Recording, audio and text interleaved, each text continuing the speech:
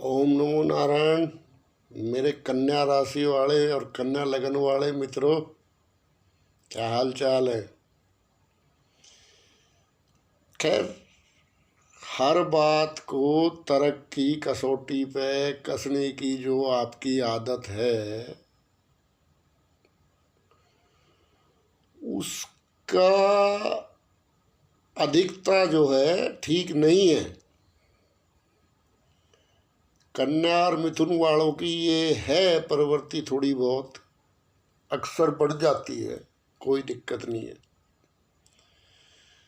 लेकिन बात ये है कि तर्क और वितर्क की बुद्धि हमेशा सर पे रख के घूमने का कोई लाभ नहीं है।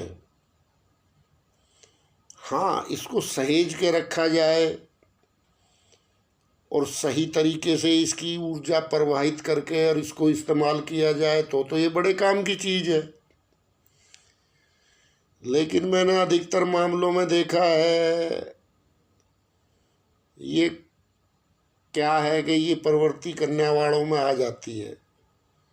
अब भी कसौटी लेके घूमने का क्या फायदा है, दुनियादारी है। तो उसमें क्या है कि हर चीज़ कसौटी पे जब आप कर,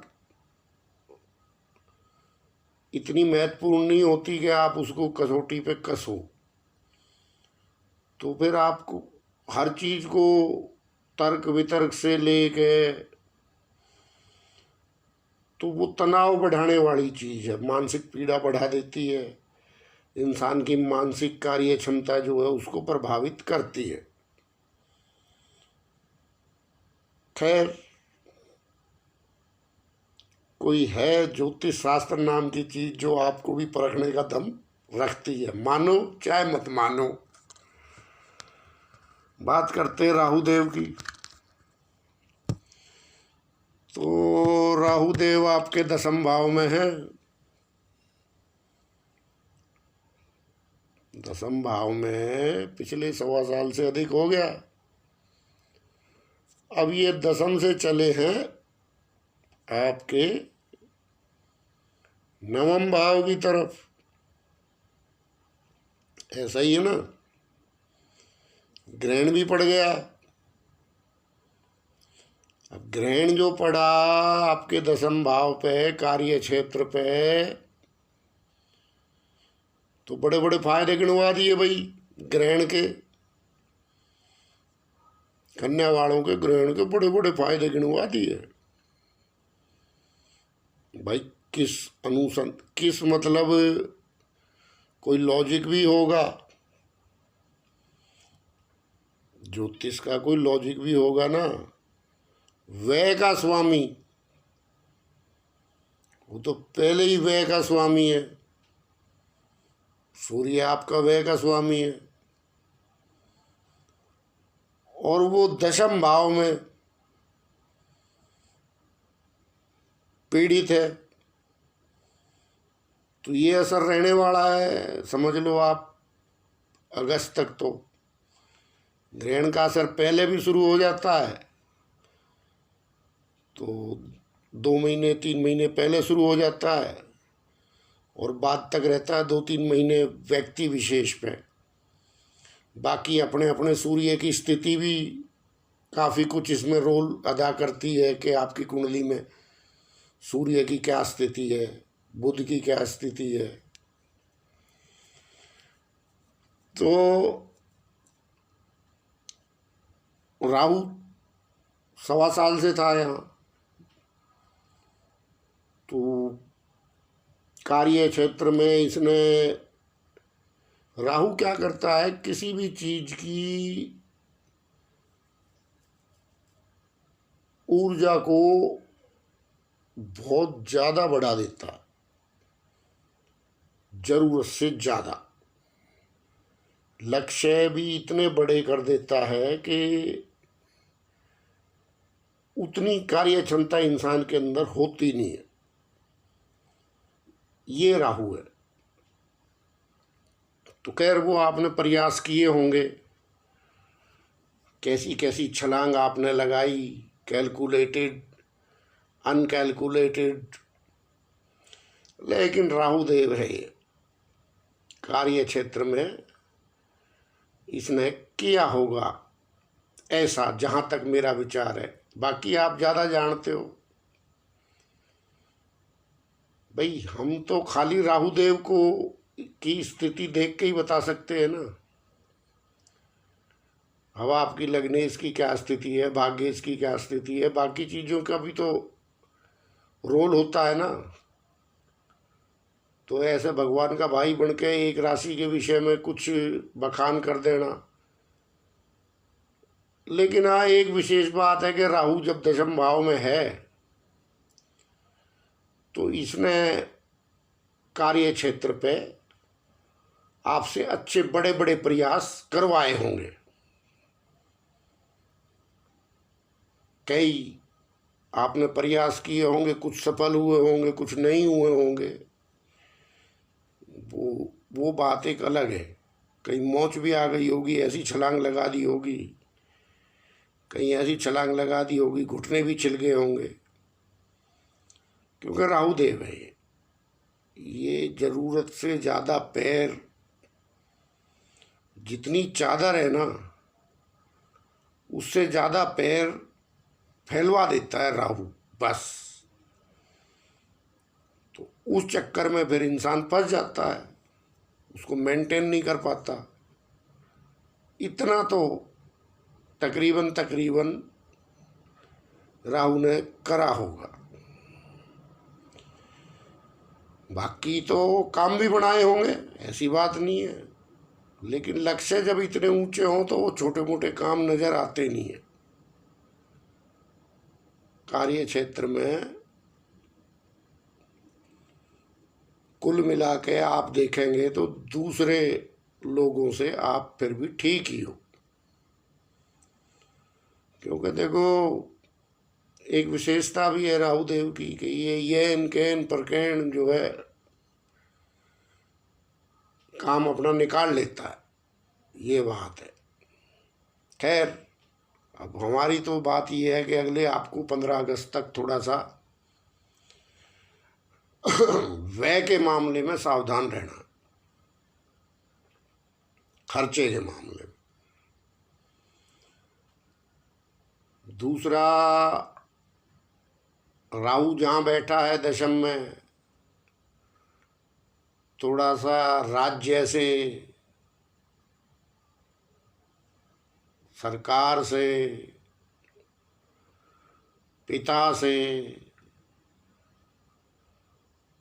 तो यदि आपका कोई ऐसा इसने विरोध करा दिया है तो उसको आप ध्यान से सुलटाएं, क्योंकि देखो बात ये है, गलती तो राहु की होती है, माने चाहे ना माने, लेकिन इसके पास विवेक नहीं है। स्वांग बहुत है, स्वांग एक से एक है इसके पास। अगर स्वांग के साथ इसके साथ इस ग्रह के पास विवेक भी होता तो सारे ग्रह इससे इसके आगे फेल थे। ये प्रवृत्ति है राहु की, बस इसके पास विवेक नहीं है। तो मैं तो आपको कहूँगा कि थोड़ा विवेक से काम लें अगस्त तक, क्योंकि राहु राशि परिवर्तन में है। नवंबर में राहु आपके भाग्य स्थान में जाएगा और कोई बड़ा खर्चा करने से इस टाइम में बचे। पिता की सेहत का ध्यान रखें, सरकारी कागज पत्तर अपने फिट रखें और प्रयास करें आप तो जॉब वगैरह सब मामले में थोड़ा सा जहाँ भी आपका विरोधाभास है तो उसको आप जो है शांत करने की कोशिश करें। जो मैंने आपकी प्रवृत्तियों का पहले बखान किया है तो उस चीज की बहसबाजी में ना जाके क्या है कि देखो, तर्क वितर्क बुद्धि तो है कन्या वालों के पास। अब कई बार जो है इसकी अधिकता जो है वो आपको नुकसान का, आपके तनाव का कारण बन जाती है। और यहाँ व्यय, जो व्यय का स्वामी है, 12वें भाव का स्वामी है सूर्य, वो पीड़ित था। दूसरा, जैसा भी आपका कोई कारोबार है या आपकी नौकरी है या जैसा भी आपका रोजगार है, क्योंकि व्यय था कहाँ, दशम में। अब लेकिन दशम का कारक भी है वो व्यय, सूर्य, पिता, राज्य, इन सब का कारक सूर्य है। दूसरा आपके तेज का कारक सूर्य है। तो इसलिए आपको सलाह दी जाती है, अभी जब तक राहु राशि ना बदले तब तक आप कोई विशेष परिवर्तन ना करें। विशेष परिवर्तन से मतलब ये नहीं है कि भाई आप घर बैठ जाएं, मतलब कुछ बड़े लक्ष्य आपके होते हैं और राहुदेव उनको और बड़ा कर देता है। तो उस मामले में अगर कोई आपको वो लक्ष्य नहीं प्राप्त हो रहा है तो उस मामले का तनाव ना आने दें अपने ऊपर। बाकी व्यय का स्वामी है सूर्य आपका, तो थोड़ा बहुत तो व्यय होगा, लेकिन कंट्रोल करने की आप कोशिश करें उस पर। बस यही बात है कन्या वालों के लिए। बाकी तो बुध है, बुद्धिमान प्राणी हो, बुद्धि से काम लो। क्या तुम्हें क्या जरूरत है एस्ट्रोलॉजर की? हाँ, थोड़ा विवेक, बुद्धि जरूर होना चाहिए। बुद्धि के साथ विवेक भी आना चाहिए, तो कन्या वालों का जीवन सफल है। तो बढ़िया है आपका, राहु बढ़िया फल देगा। भाग्य में जाके भी कोई टेंशन लेने की जरूरत नहीं है। एक व्यय के पिता से वैचारिक मतभेद के इनका ध्यान रखें थोड़ा, क्योंकि ये उतरता हुआ राहु है। और राहु इस काल में बड़ा गड़बड़ हो जाता है, ये किसी का मित्र नहीं है। बस अब आप समझो कि जो उच्च का जो भी कुछ इसने फल देना था वो दे दिया। अब ये बढ़ रहा है शुक्र की राशि की तरफ। केतु आएगा तो केतु भी कोई ऐसा ज़्यादा दिक्कत तो आपको देगा नहीं। बाकी केतु के विषय में अलग से वीडियो बना देंगे। तो अभी बढ़िया है आपका, बुध भी यही है, वक्री है, राहु के साथ ही सूर्य नारायण तो अब निकल जाएंगे आगे,